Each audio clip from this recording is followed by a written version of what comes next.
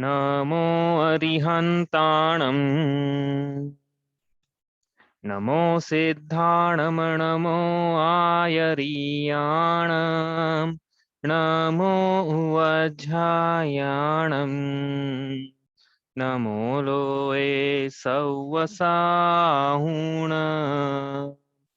तीन भुवन में सार वीतराग विज्ञानता शिव स्वरूप शिवकार नमः त्रियोग संहारिके। हम पढ़ रहे हैं परमागली ग्रंथ श्री छड़ाला जी। इसके रचिता है पंडित श्री दौलत राम जी। इसमें उन्होंने 6 ढालें लिखी है। इसके अंतर्गत हमारी चल रही है वैराग्य की जननी 12 भावना का वर्णन। जिस ढाल में है वो ढाल चल रही है, उसमें चल रही है लोक भावना। तो लोक भावना पढ़ते हैं एक बार। कि नहु न करे न धरे को शट द्रव्यमयी न हरे को सो लोक माही बिन समता दुख सहे जीवनित भ्रमता। तो हमने देखा कि यहाँ कह रहे हैं कि इस लोक को, शट द्रव्यमयी लोक को न किसी ने बनाया हुआ है, न इसको किसी ने धारण किया हुआ है, न कोई इसको हरने वाला है। अर्थात इस लोक का कोई कर्ता धर्ता हरता नहीं है। इस लोक में यह जीव बिना समता भाव के नित्य भ्रमण करते हुए सिर्फ दुखों को ही सहता है। ऐसी ये लोक भावना है। देखो अपन जो भी पढ़ रहे हैं ना यहाँ पे द्वादश अनुप्रेक्षा जो भी पढ़े, धर्म की सारी क्रियाएं, उसका प्रयोजन क्या है? प्रयोजन है सम्यक दर्शन ज्ञान चारित्राणि मोक्ष मार्ग। मोक्ष मार्ग की प्राप्ति हो, मोक्ष मार्ग पे जीव आगे बढ़ता रहे। मोक्ष भी नहीं कह रहे हैं आप तो कि मोक्ष की प्राप्ति, हम तो कह रहे हैं मोक्ष मार्ग की प्राप्ति प्रयोजन है। और मोक्ष मार्ग क्या है? सम्यक दर्शन, सम्यक ज्ञान, सम्यक चारित्र, इन तीनों की एकता को मोक्ष मार्ग कहा है। तो जो भी हम पढ़ रहे हैं द्वादश अनुपेक्षा ही क्यों ना पढ़े, यहाँ पे प्रयोजन क्या है? प्रयोजन मोक्ष मार्ग। तो मोक्ष मार्ग सम्यक दर्शन, तो प्रयोजन क्या हुआ फिर? सम्यक दर्शन और सम्यक चारित्र की प्राप्ति। सम्यक ज्ञान भी लगा ना, दर्शन और समीचीन, तो ज्ञान तो समीचीन हो ही जाएगा। तो सम्यक दर्शन और सम्यक चारित्र की प्राप्ति है। तो इसका क्या मतलब है कि ये जो भी पढ़ रहे हैं ना, इसको इस पे उपयोग इसमें करना है अपने को, कि अपना सदर्शन यदि अभी तक मिथ्या है तो समीचीन हो। पहली चीज ये। तो यदि मिथ्या दृष्टि जीव है तो सम्यक दर्शन की प्राप्ति करे। ऐसा भेद विज्ञान इन 12 भावनाओं से निकल कर आना चाहिए। सुपर भेद विज्ञान निकल कर आना चाहिए। और उसी विवक्षा हम जो कर रहे हैं ना, आप देखना पूरी छह आला में, आप स्टार्टिंग से नोट किया हो तो विवक्षा ऐसी बात की चल रही है, मतलब जोर इसी बात पे चल रहा है कि स्वपर भेद विज्ञान हो, जीव पर द्रव्यों से स्वयं को भिन्न जाने माने अनुभव करे, पर को पर जाने, स्व को स्व जाने। ऐसा स्वपर भेद विज्ञान, इस पर पूरा फोकस, इस पर है पूरा जोर। आराधना का सार इसी भेद विज्ञान पर है ना। तो ये पहली चीज तो ये निकल के आनी चाहिए कि जो मिथ्या दृष्टि है स्वपर भेद विज्ञान से हो। और यदि सम्यक दृष्टि है तो उसका सम्यक दर्शन बना रहे और उससे संसार शरीर भोगों से ऐसी विरक्ति हो कि वह सम्यक चारित्र को धारण करे। ये 12 भावना पढ़ने का फल यहाँ से निकल के आना चाहिए। ऐसा क्या मतलब इसका कि दो बातें हैं, दोनों बातें दोनों में लगेगी, सम्यक दृष्टि में भी लगाना, मिथ्या दृष्टि में भी लगाना। यदि जो मिथ्या दृष्टि है तो 12 भावना का फल ये होना चाहिए कि उसको सम्यक दर्शन की प्राप्ति हो, स्वपर भेद विज्ञान हो ऐसा। दूसरा, मिथ्या दृष्टि क्यों ना हो, उसको भी संसार शरीर भोगों से आसक्ति उसकी कम हो, विरक्ति हो, ऐसा तो हम बोल नहीं पाएंगे ना, क्योंकि मिथ्या दृष्टि है अभी तो ऐसा वैराग्य के परिणाम, विरक्ति के परिणाम होते सम्यक दृष्टि की वजह से तो हो नहीं पाएंगे। हाँ, लेकिन आसक्ति कम हो तो इसके तो आउटपुट मिथ्या दृष्टि को भी सम्यक दर्शन की प्राप्ति हो, संसार शरीर भोगों से में कम आसक्ति हो उसकी। और यदि जो सम्यक दृष्टि हो तो उसके सम्यक दर्शन बना हुआ रहे, पहला फल ये। और दूसरा, उसको संसार शरीर भोगों से ऐसी विरक्ति हो कि सम्यक चारित्र को अंगीकार करे। समझ में आ गई ना, दोनों बातें दोनों की लगा ना, मिथ्या दृष्टि और सम्यक दृष्टि के लिए। तो लोक भावना पढ़े तो पूरा फोकस उसी पे रहे। देखो इसमें मैं कह रहा हूँ विवेचन तो बहुत अपन अनेक अनेक प्रकार का कर सकते हैं। लोक भावना पूरा करना नियोग में जो 3 लोक की रचना है, त्रिलोक सातलोय पंडिती, जो हमने पढ़ी नहीं है अभी, लेकिन हाँ राजवार्तिक में बहुत लंबा विस्तार है इसका, वो पढ़ा है। तो वो उसका अपन पूरा वर्णन कर सकते हैं यहाँ पे। लेकिन प्रयोजन क्या है? क्या प्रयोजन ये है कि स्वपर भेद विज्ञान हो, संसार शरीर भोगों से विरक्ति के परिणाम हो। इसलिए इसका अर्थ ऐसा खोलें कि जिससे इन दोनों की सिद्धि हो। तो कैसा अर्थ खोलें इससे? देखो, अब आपको मैं अब देखो बता रहा हूँ कि कैसा अर्थ खोला जाता है। आप भी छड़ाला हमने भी पढ़ी थी, आज से करीबन हो गए 7-8 साल पहले पढ़ी थी। मतलब पढ़ या तो पहले कर ली थी विकास, मैंने 7-8 साल पहले पढ़ी थी। फिर उसके बाद मैंने 7 साल में 2 बार, दूसरी बार पढ़ा चल रही है हमारी अभी। ये पहली बार तो हम दिल्ली में ले चुके थे इसको 1 साल, अभी ये दूसरी बार चल रही है, 1 साल हो गया इसको यहाँ पे लेते लेते। आपको भी ऐसा नंबर आएगा आपका अब कि आपको पढ़ाना रहेगी, तो फोकस कहाँ देना है अपने को, फोकस इस चीज पे देना है कि अपने को अर्थ ऐसा निकालें कि दो चीजों की प्राप्ति हो, सम्यक दर्शन की और सम्यक चारित्र की। तो कैसे हो, तो अर्थ ऐसा खोलें, कैसे खोलें, जैसे ये अर्थ है ना यहाँ पे सामने लिखा हुआ है, किन्हू न करे न धरे कोशर द्रव में न हरे, उसका अर्थ क्या खोलना है अपने को, अनेक प्रकार से खोल सकते हैं। ग्रहित मिथ्यात्व को भी निषेध कर सकते हैं, एक अर्थ ये भी खोलेंगे इसका, ठीक है, ताकि ग्रहित मिथ्या का निषेध होगा तो सम्यक की प्राप्ति होगी ना, कि वो तो ग्रहित मिथ्या चलता रहेगा, सम्यक दर्शन की प्राप्ति कैसे करेगा, एक अर्थ तो ये खोलेंगे। दूसरा क्या है अर्थ, कि देखो यहाँ से क्या निकालना है अपने को, कि कोई भी करता धरता हरता नहीं है, ऐसा लिखा है ना, देखो समझना ध्यान से कहाँ ले जा रहे हैं, पंक्ति को कहाँ ले जा रहे हैं हम, वो समझना, रास्ता समझना कहाँ से कहाँ ले जाना है, कहाँ ले जाना है, पंक्ति ये लिखी है कि लोक का कोई करता धरता हरता नहीं, और ले जाना कहाँ है, स्वपर भेद विज्ञान पे ले जाना है। तो कैसे ले जाए, तो सुनो फिर आपको तरीका बताते हैं कि इस लोक का कोई करता धरता हरता नहीं है, बात पक्की है। तो ऐसा नहीं कि कोई दूसरा करता धरता हरता नहीं है, अरे मैं भी इस लोक का करता धरता हरता नहीं हूँ, ये बात निकालनी है यहाँ पे, कि मैं भी इस लोक का न करने वाला हूँ, न धरने वाला हूँ, न हरने वाला हूँ। इसका मतलब अणु अणु स्वतंत्र है, प्रत्येक द्रव्य स्वतंत्र है, मैं अपना द्रव्य, अपना आत्मद्रव्य की सत्ता लिए स्वतंत्र हूँ, मेरा अस्तित्व स्वतंत्र है, न पर मेरा करता है, न मैं पर का करता हूँ। इसलिए इसलिए तो इससे सुपरहित ज्ञान तो हो ही रहा है कि मैं पर से भिन्न हूँ, पर में मेरा कुछ काम नहीं, मैं पर है, स्व स्व है, मेरा पर में कुछ नहीं चलता, मेरा स्व में चलता है बस, मेरा पर में कुछ नहीं चलता है, ठीक है। एक चीज तो ये निकली यहाँ से। दूसरी चीज क्या निकली, दूसरी चीज दो बात ही था, सम्यक तो सुपरहित विज्ञान, स्व पर की बात करिए अपन, दूसरी चीज क्या निकली, सम्यक चारित्र की प्राप्ति हो। तो वो कैसे निकाले हम यहाँ से, हम ये अर्थ खोलेंगे हम, तो कैसे खोलेंगे, सम्यक चारित्र की प्राप्ति करना है इस पंक्ति सब में, कैसे करें। तो अब क्या पंक्ति यही है, अब कहाँ ले जाना है, पहले सम्यक दर्शन पे ले गए थे, सुपर विज्ञान पे ले गए थे, अब ले आएंगे सम्यक चारित्र पे। कैसे ले जाए अब सम्यक चारित्र पे, कि अरे हे जीव, तू यदि इसलिए दीक्षा नहीं ले रहा है कि तू अपनी गृहस्थी का ब्रह्मा विष्णु महेश है, तो यहाँ पे कह रहे हैं कि कोई करता धरता हरता नहीं है, इसलिए तू तेरी घर का भी करता धरता हरता नहीं है। इस मान्यता का त्याग कर, आसक्ति कम कर, अपने राग भाव को कम कर और दीक्षा अंगीकार कर, जिसका जो होना है उसके उसकी योग्यता अनुसार उसके कर्मोदय के अधीन है, हमारे हमारे अधीन नहीं है, कि हमसे करता है ही नहीं। हम अपने बच्चों के हित के, परिणामों को बदलने के, अपने घर चलाने के, घर घर चलाने के करता हम नहीं है। अब कोई बोलेगा ऐसा कैसे बोल रहे हो, हम कमा के ला के देते हैं, तो उसका उत्तर यही है कि भैया हम कमा के नहीं ला के देते हैं, उसका लाभांतराय का क्षयोक्षम है, इससे उसको मिल रहा है। हम रहे या न रहें, हम रहे या न रहें, मतलब गृहस्थी हम रहे या न रहें, दीक्षा ले लें तो भी उसका लाभांतराय का क्षयोक्षम होगा। तो जितना हम साल भर में कमाते हैं उतना वो एक दिन में कमा लेगा, एक दिन में उसको लाभ हो जाएगा। हाँ, ये सीख हमको दी थी आचार्य विश्वसागर जी ने, मेरा नाम लेके दी थी, हम प्रवचन सुन रहे थे उनके भिलाई में, तो उन्होंने नाम लिया, तो नाम लेके बताया, मेरा से रिकॉर्डिंग उसकी, तो किसी ने सुनाऊंगा मैं आपको। उन्होंने बोला कि भैया ये कोई धर्म के मार्ग पे जाए तो हे माताओं बहनों, तुम रोकना मत। क्यों मत रोकना, क्योंकि तुमको तुमको ऐसा लगता है, तो वो मुझसे पूछते कि पीयूष भैया आप भिलाई आए 10 दिन के लिए, तो आपकी घरवाली बोलती है आपसे कि 10 दिन के लिए भिलाई जा रहे हो, तो आपकी दुकान का क्या होगा, आपकी नौकरी का क्या होगा। तो उससे कहना कि यदि मेरे प्राण निकल जाएंगे तो फिर दुकान का क्या होगा, घर का क्या होगा। मतलब मैं धर्म के मार्ग पे जाऊं और पहले और तुरंत कोई रोके तो समझना जीवन का पहला शत्रु वही है। ऐसा उन्होंने मेरे से बोला, फिर उसी रेफरेंस को आगे बढ़ाया उन्होंने, फिर माता बहनों से बोला कि यदि कोई धर्म के मार्ग पे जाए, दीक्षा ले, तो उसको रोकना मत, कि हमारे लिए धन कौन कमा के लाएगा। फिर उन्होंने ये पंक्ति बोली जो मैंने आपको भी बोली, कि भाई लाभांतराय का क्षयोक्षम होगा, तो जितना ये साल भर में कमाता है उतना तुम तुम्हारी योग्यता पे, तो हो सकता है तू एक दिन में कमा ले वो, मतलब वही जीव भी कमा ले कि भाई 364 दिन धन के कार्य कर रहा है, एक दिन कमा रहा है, इतना कमा रहा है कि साल भर का काम हो जाए उससे। तो ये लाभांतराय का क्षयोक्षम हमारा उसके अधीन है, ऐसा नहीं है। तो इसलिए क्या मैं करता नहीं हूँ दूसरे के, हम तो यहाँ बताना था, इस पंक्ति को वहां ले आना था सम्यक दर्शन पे, और फिर ले आना था सम्यक चारित्र पे। क्या ले आना था कि इसका कोई करता धरता हरता नहीं, तो इसको कैसे ले आया सम्यक दर्शन पे, सुपर भेद विज्ञान की पर है, उनका मैं करता नहीं हूँ, मैं स्व का करता हूँ, मेरी पर में कुछ नहीं चलता है। हाँ, लेकिन अपने परिणामों में मेरा चलता है, अपने क्रोध मान माया लोभ इन परिणामों को उपशम करने में, क्षय करने में, इनको हटाने में, इनमें मेरा चलेगा, कि वो तो मेरे परिणाम है ना, वो मेरा मुझ में चलेगा, मेरा पर में नहीं चलेगा। सुपर भेद विज्ञान हो रहा है ऐसा। दूसरा, सुपर भेद विज्ञान सम्यक दर्शन की प्राप्ति होती है इसी से। और दूसरा क्या है कि दीक्षा नहीं ले रहा है जीव, कि मेरे घर का क्या होगा, फिर तो कह रहे हैं तुम्हारे घर के करता हो ही कहाँ। एक्चुअली जीव की ऐसी मान्यता बनी हुई है कि चलो कोई कि इस घर को मैंने बनाया हुआ है, इस घर का कर्ता मैं हूँ, धर्ता मैं हूँ, हरता मैं हूँ, तो भाई जगत का कोई ब्रह्मा विष्णु महेश हो नहीं हो, लेकिन मेरे घर का ब्रह्मा विष्णु महेश तो मैं हूँ, ऐसा वो मानता है। तो वही कह रहे हैं यहाँ पे, वो पंक्ति में इसको वहां ले जा रहे हैं सम्यक चारित्र की तरफ।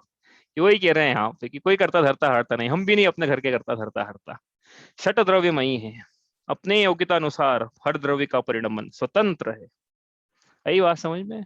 तो क्या कंक्लूजन है कि जो अर्थ खुले तो ऐसे खुले कि जीवों को सम्यक दर्शन की प्राप्ति हो, सम्यक दर्शन की प्राप्ति हो चुकी है तो सम्यक दर्शन बना हुआ रहे, सम्यक ज्ञान की आराधना हो और जीव सम्यक चारित्र प्राप्त करे, ऐसी भावना वो भाए, ऐसा यहाँ पे कहना चाहते हैं। चलो आगे चले यहाँ से। तो सो लोक माही बिन समता, कि इस लोक में बिना समता भाव के जीव निरंतर दुख सहता है, ऐसा इसका अर्थ अपन कर रहे थे। अब देखो मैंने बताया अर्थ तो बहुत सारे निकालने हैं अपने को यहाँ से, लेकिन जो हम पढ़कर आए हैं पहले दूसरी ढाल में और तीसरी ढाल में, उसका रिवीजन भी करना है, तो हम उस दिशा में इसको मोड़ रहे हैं, उस डिस्कशन को। लोक भावना में इतना सब अपेक्षित नहीं है डिस्कशन, लेकिन फिर भी हम उस चर्चा को आपस से इसलिए निकाल रहे हैं कि हमको रिवीजन करना है। तो अपन दूसरी ढाल यहाँ से पढ़ रहे थे। क्या थे दूसरी ढाल में विषय अपना? ग्रहित मिथ्यात्व। किसे कहते हैं ग्रहित मिथ्यात्व? अंतर क्या है ग्रहित मिथ्यात्व और अग्रहित मिथ्यात्व में? अभी आप कल वापस आज रिवाइज नहीं करेंगे, रिवीजन का रिवीजन नहीं कर पाएंगे कि कल अपन ने देखा था क्या अंतर है ग्रहित मिथ्यात्व और अग्रहित मिथ्यात्व में। और कल अपन देखा था कि ग्रहित मिथ्या ज्ञान मतलब क्या होता है। तो ये पंक्ति हमने कल पढ़ी थी, या ही प्रतीति युक्त कछुआ ज्ञान सो दुखदायक अज्ञान जान, कि जो जो भी मिथ्या दर्शन के साथ साथ जो भी ज्ञान पाया जा रहा है वह सब मिथ्या ज्ञान है। ऐसा बहुत बड़ी बात कह रहे हैं यहाँ पे कि हमका जो भी ज्ञान है इसके साथ समीचीनता नहीं है दर्शन की, तो सारा ज्ञान किसी काम का नहीं है, क्योंकि ज्ञान का कार्य था सुख की प्राप्ति करवाना। अब दर्शन ही समीचीन नहीं है, सुख की परिभाषा नहीं पता है, कहाँ सुख मिलेगा नहीं पता है, तो कितने ज्ञान कर ले किसी काम का नहीं ना, क्योंकि सुख की प्राप्ति सच्चे सुख की प्राप्ति नहीं करा पाएगा। इसके बाद हमने पढ़ा सम्यक इसके बाद हमने पढ़ा अग्रहित मिथ्याचारित्र। अग्रहित मिथ्याचारित्र क्या पढ़ा हमने कि ग्रहित, ये पूरा लिखना साथ में, हाँ एग्जाम में आ जाए ग्रहित अग्रहित मिथ्याचारित्र क्या होता है, तो ये पूरा लिखना पड़ेगा स्टार्टिंग से। अग्रहित मिथ्या दर्शन और अग्रहित मिथ्याचारित्र के, अग्रहित मिथ्या दर्शन और अग्रहित मिथ्या ज्ञान के साथ साथ जो जो विषयों में प्रवृत्ति पाई जाती है वह सब अग्रहित मिथ्याचारित्र है।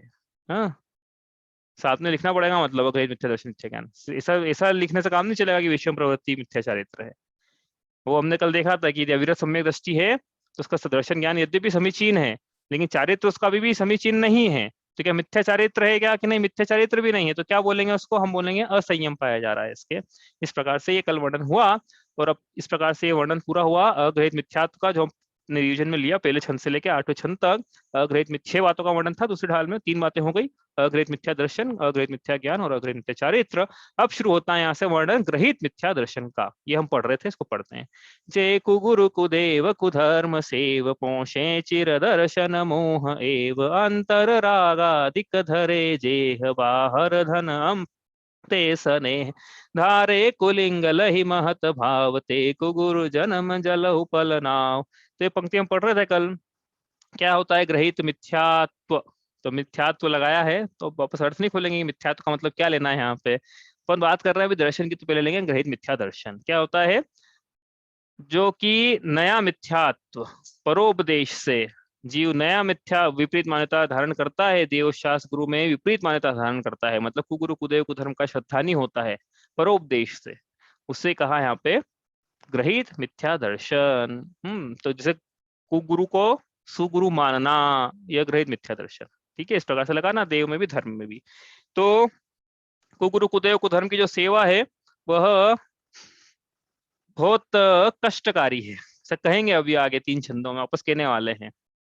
लेकिन सार में उन्होंने लिख दिया क्यों कष्टकारी है, कर्णानुयोग से लिख दिया ना। कर्णानुयोग के सिद्धांत ऐसे रहते हैं खंडित नहीं कर पाता कोई आसानी से।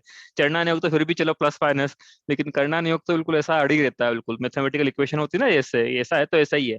तो कर्णानुयोग का सिद्धांत है कि कुगुरु कुदेव कुधर्म का जो सेवन करता है, उनको जो मानता है, वह क्या करता है? अपने अनादि काल से चले आ रहे अग्रहित मिथ्या दर्शन को ही चीर काल तक पोषता है, मतलब उसका चला आ रहा जो अग्रहित मिथ्या दर्शन है और पुष्ट हो जाता है, और पुष्ट हो जाता है मतलब और भाव भाव में रुलाता है।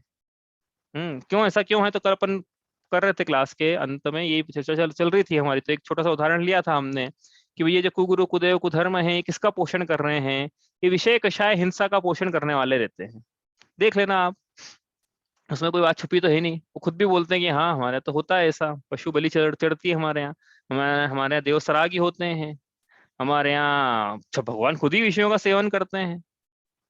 मैंने आपको उस दिन ही बताया था कि एक हमारे कॉलेज, हमारे ऑफिस में एक ब्राह्मण व्यक्ति था, शुक्ला। तो अ, उसने बोला बोला हमारे तो भगवान खुद ही शेर की खाल पे बैठते हैं, तो तुमने चमड़े का त्याग करके रखा है, हमारे तो भगवान खुद। तो ये वो उनके भगवान ये शिक्षा दे रहे हैं उनको, इसका मतलब ये हो गया ना। अपन ने चमड़े का त्याग कर रखा, उनके भगवान शेर की खाल में बैठते हैं, बताओ, शेर की खाल लपेटते हैं। तो ये इससे क्या शिक्षा मिल रही है?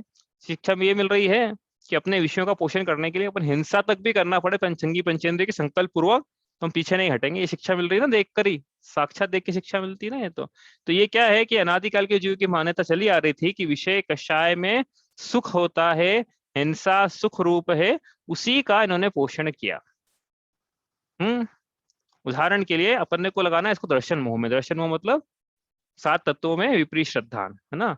तो अपन ने आसर तत्व पढ़ा था। आसर तत्व क्या था?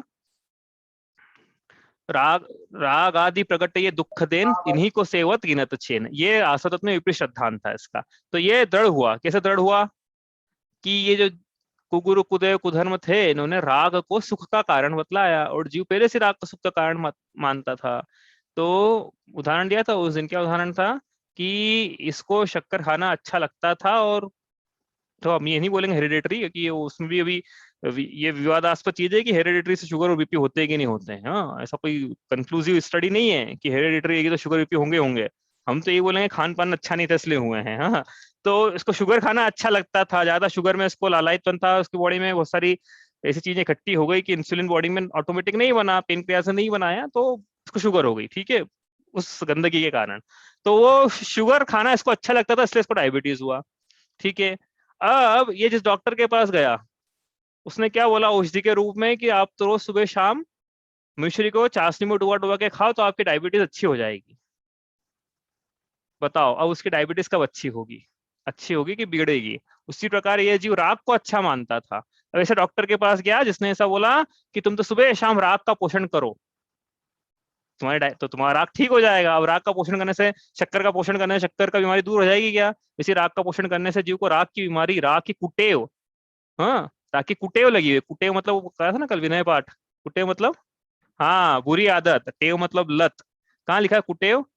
राग सहित जग में रुल्यो मिले सरागी देव, बीत राग भेट्यो अबे मेटो राग कुटेव। तुम्हें राग की जो लत लगी है, बीत रागी देव, अब आप मिले हो मुझे, अभी तक तो सरागी मिलते थे, तो लत मिटी नहीं थी, अब आप मिले हो, आपसे भेंट हुई है, तो मेरे राग की जो कुटेव है, लत है, इसको आप दूर करो, और आप ही कर सकते हो। जिनको पता है कैसे की जाती है, ठीक है। तो ये इसलिए अपन क्या, अपने को तो एक लाइन में सार क्या है इस पंक्ति का कि कुगुरु कुदेव कुधर्म की सेवा करने से अनादिकाल का दर्शन मोह ही पुष्ट होता है।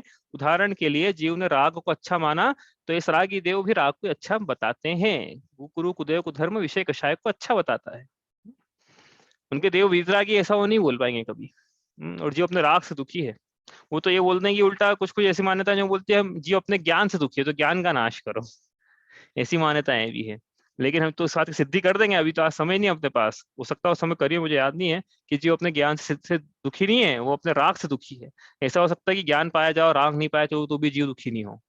राग दुख का कारण है, ज्ञान दुख का कारण नहीं है। आगे चलें अपन। तो अब ये तो हुआ सामान्य वर्णन, सामान्य परिभाषा हुई किसकी? ग्रहित मिथ्या दर्शन की। अब फिर यहाँ 3 बातें, 3 शब्द नए आए, कुगुरु कुदेव कुधर्म। तो एक एक शब्द के लिए एक एक छंद यहाँ लिखा है, इतना जरूरी था वो एक एक शब्द की, उसके लिए एक एक छंद लिखना पड़ा, 6 डाला हमें। तो कुगुरु क्या होते हैं? उन्होंने लिखा कि कुगुरु वो हैं जो अंतरंग में रागादिक भाव रखते हैं, बाहर में धन और वस्त्रों से स्नेह रखते हैं, जो खोटा भेष धारण करके महंत बना जताते हैं, ऐसे कुगुरु जन्म रूपी जल में पत्थर की नाव के समान है। ऐसा उन्होंने पूरा कुगुरु का एक बिल्कुल, क्या एक्चुअली अपने को नाम चाहते तो नाम भी लिख सकते थे वो, लेकिन नाम नहीं लिखा जाता कभी भी, इसलिए नहीं कि विवाद हो जाए ना, वही नाम चेंज हो जाएंगे ना, लक्षण से पहचानो आप तो कि बहिरंग में क्या है। तो आप तभी धोखा नहीं खाओगे। कि ऐसा कुगुरु के लक्षण ये हैं, मतलब क्या है, अंतरंग में तो राग आदि भाव रखते हैं, और रखते तो हैं, उसको उसको अच्छा मानते रखना, ऐसा कह रहे हैं यहाँ पे। और बहिरंग में धन और अंबर मतलब वस्त्रों से स्नेह करते हैं। तो मतलब क्या है, अपन पढ़ेंगे अभी पंक्ति आने वाली छठी ढाल में, अंतर चतुर्दश भेद बाहर संग दश दाते टले। सुगुरु तो ऐसे होते हैं जो अंतरंग और 10 अंतरंग परिग्रह और बहिरंग परिग्रहों का पूरे त्यागी होते हैं। वो कुगुरु ऐसे होते हैं, लेकिन कि वो अंतरंग में रागातिक नाम के परिग्रह रखते हैं, और बहिरंग में धन अंबर नाम के परिग्रह रखते हैं। तो परिग्रह तो पाप है, तो फिर क्यों रखते हो? और आपके धर्म ग्रंथों में बोला है कि परिग्रह पाप है, वो धन से इतने धन क्यों रखते हैं फिर गुरु? और यदि गुरु धन ये जो गुरु, जिसको जो अपने आप को गुरु कहते हैं, वो धन रखेंगे तो शिक्षा क्या मिलेगी? कि धन रखना अच्छी बात है। जितने भी अभी देखो, जितने बाबा बाबा अभी चल रहे हैं प्रमुखता से, जो टीवी पे आते हैं, सब इनके सब अरबपति बोले तो पता नहीं खरबपति नहीं निकल जाए। ऐसा नहीं कि अरबपति भी कम पड़े उसके आगे ऐसे हैं वो सब। इससे क्या शिक्षा मिली? कि धन रखना अच्छी बात है। हाँ, जबकि यहाँ तो कह रहे हैं परिग्रह पाप है। और लोभ की शिक्षा दे रहे हैं वहां से कि लोभ अच्छा है, मतलब कषायों की शिक्षा भी है ना, परिग्रह के प्रति लोभ होना अच्छा है। और लोभ तो पाप का बाप है, तो लोभ को अच्छा बोल रहे हैं, इसका मतलब ये है। और लोभ के लिए जीव हिंसा झूठ चोरी कुशल परिग्रह पांचों पाप करने के लिए तैयार रहता है कभी भी। इसका क्या मतलब हुआ? इसलिए कह रहे हैं कि ये पाप का पोषण कर रहे हैं, ये हिंसा का पोषण कर रहे हैं, विषयों का कषायों का पोषण कर रहे हैं।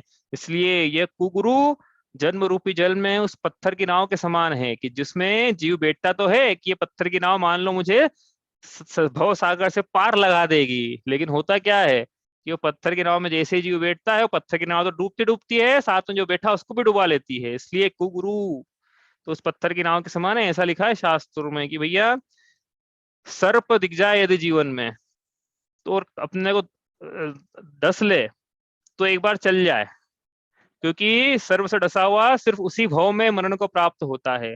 लेकिन कुगुरु रूपी सर्प ये दिख जाए तो इससे भागना ही उचित है, क्योंकि कुगुरु रूपी सर्प से डसा हुआ सिर्फ उसी जन्म में नहीं, भव भवांतरों में चिरकाल तक कुमरण को प्राप्त होता है। इसलिए हे जीव, एक बार सर्प का सेवन तो भला, लेकिन कुगुरु का सेवन भला नहीं। ये इसलिए गुरु की पहचान बहुत जरूरी है अपने जीवन में। अपने को गुरु की, क्योंकि गुरु अपने आदर्श होते हैं। हाँ, गुरु अपने आदर्श होते हैं। अब कोई बोले हमने तो आज तक किसी को गुरु बनाया ही नहीं, है ना, अपन तो सामने देख के तिलक काट देंगे, चेहरा देख के तिलक काट ले, अपन तो इस टाइप के हैं। आज ये आए तो इनके गुरु, कल वो आए तो वो, ये आए तो ये, है ना।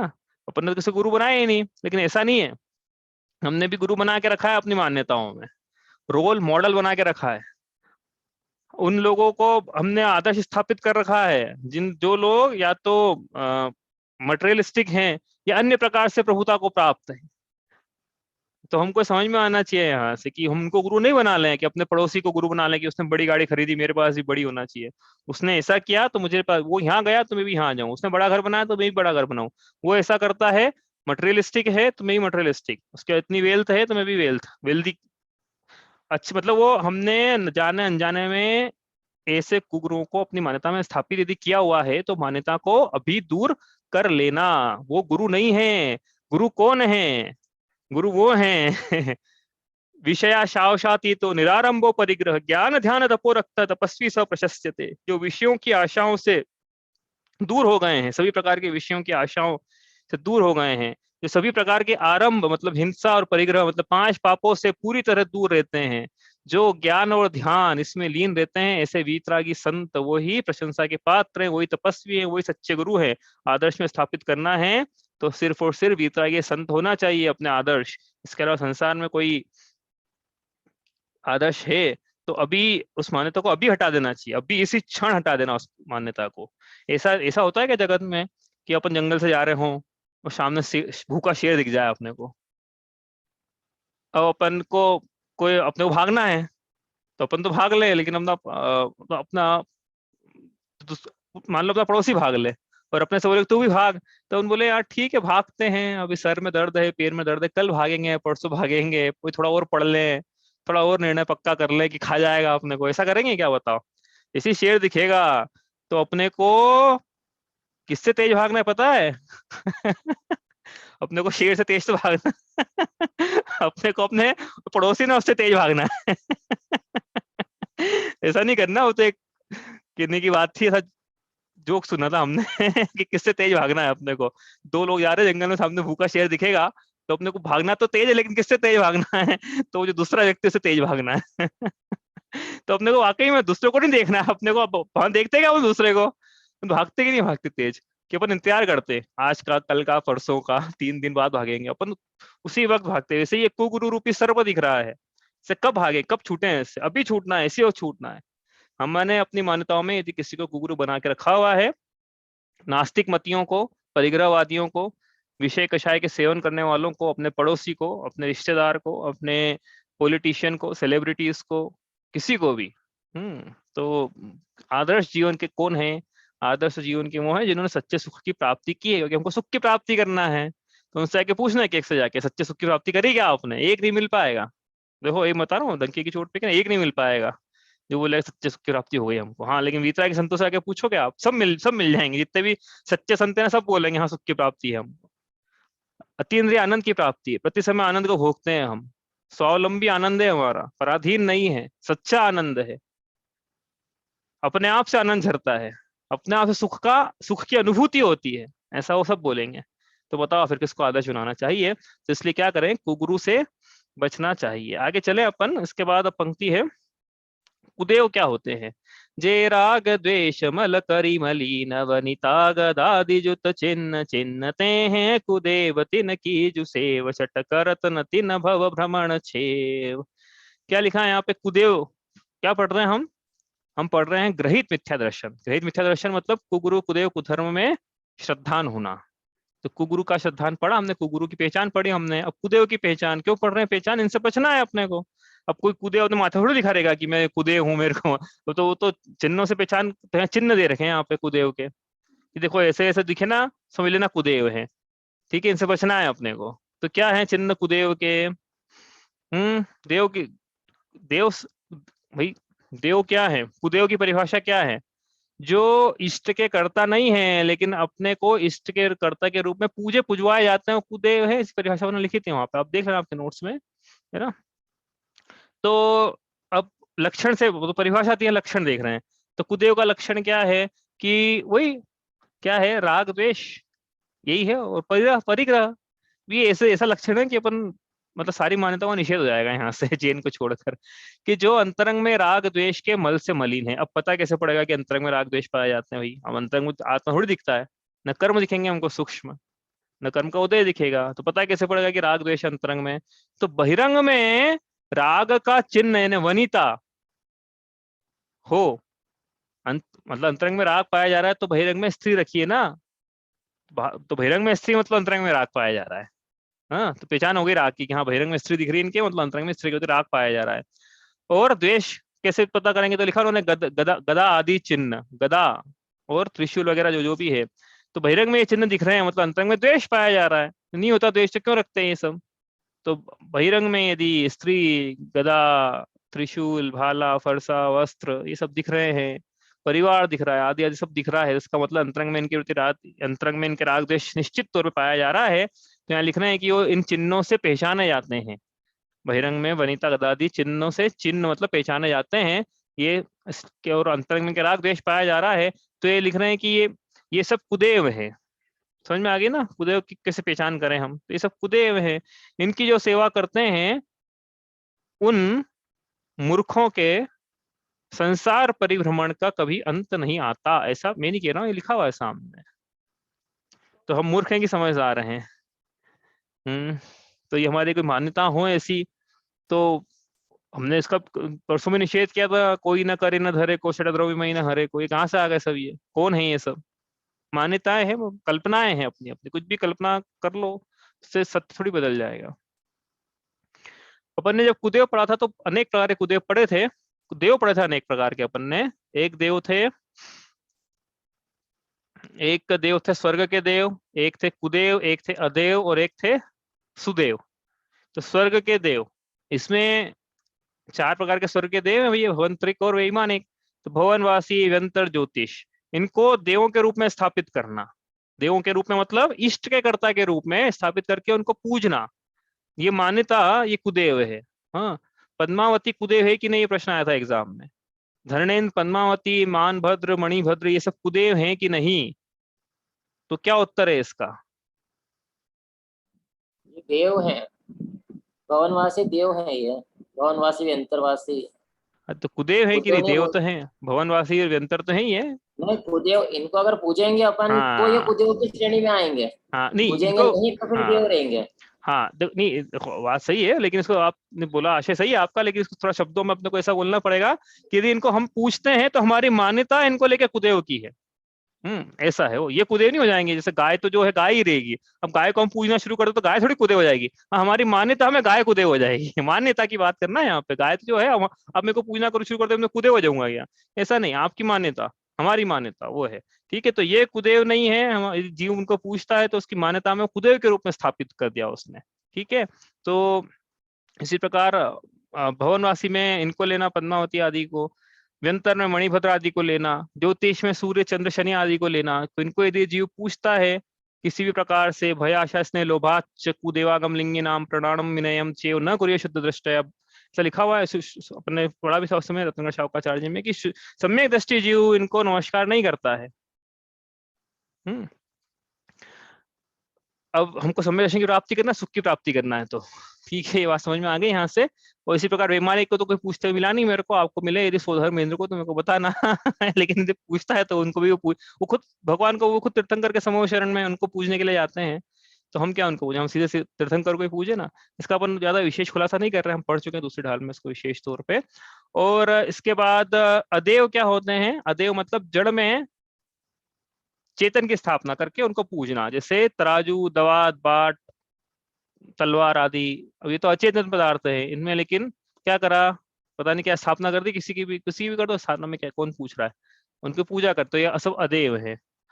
और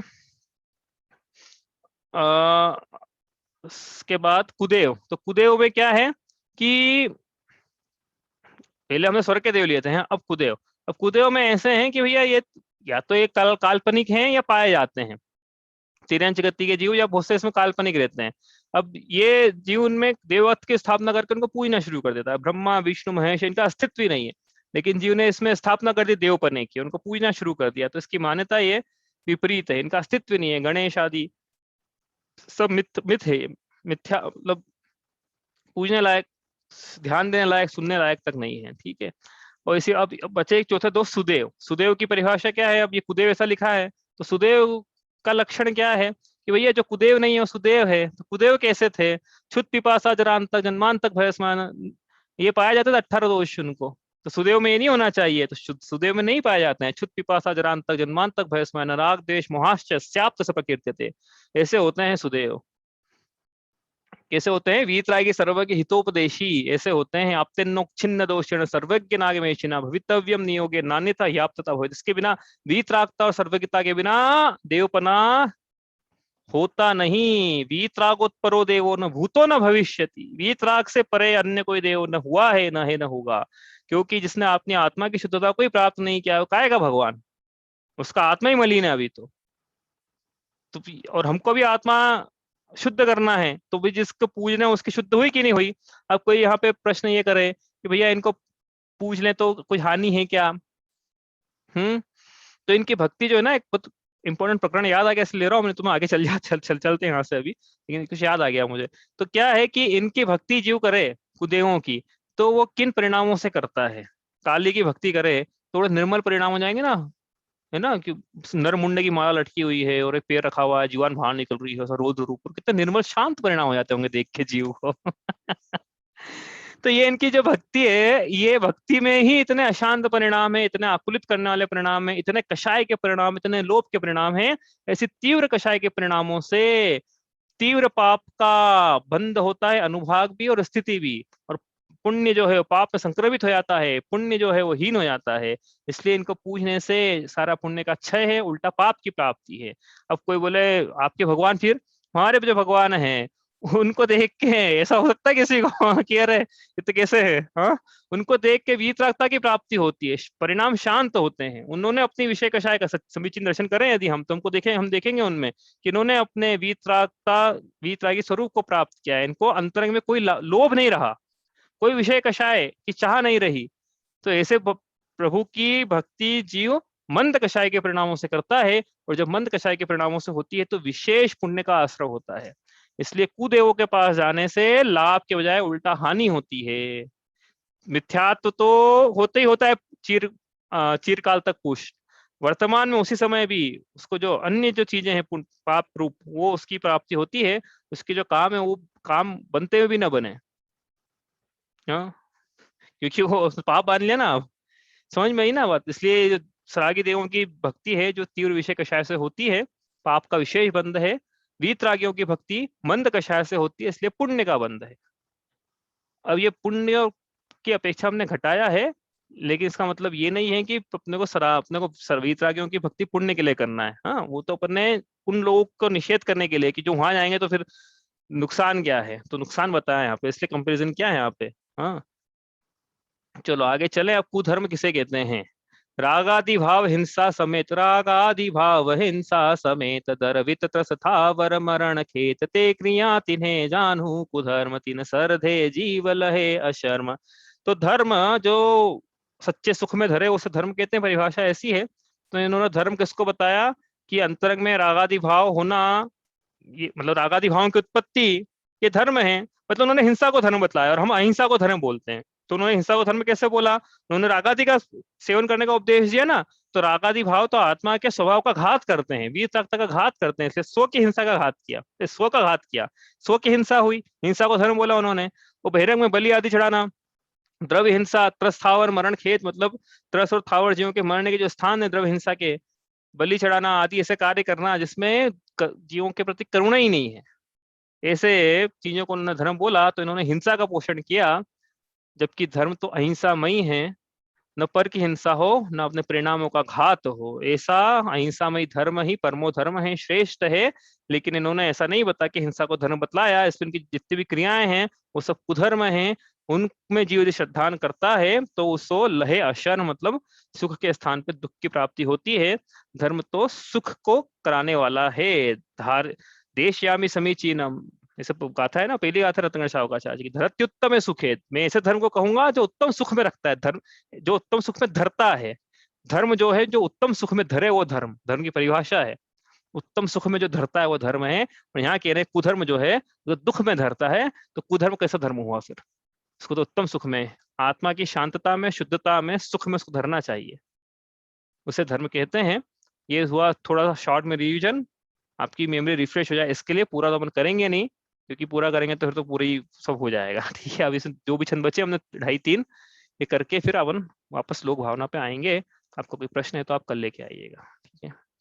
स्याद्वाद नए षट द्रव्य गुण पर्याय और प्रमाण का, जड़ कर्म चेतन बंध का, अरु कर्म के अवसान का, कह कर स्वरूप यथार्थ जग का, जो किया उपकार है उसके लिए जिन वाणी माँ को वंदना शत बार है, वंदना शत बार है।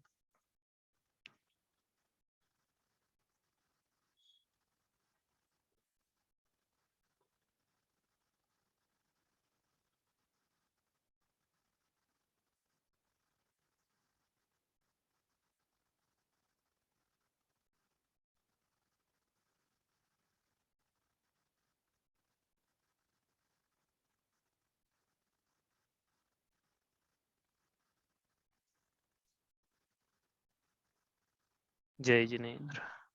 जय जिनेन्द्र। जय जिनेन्द्र।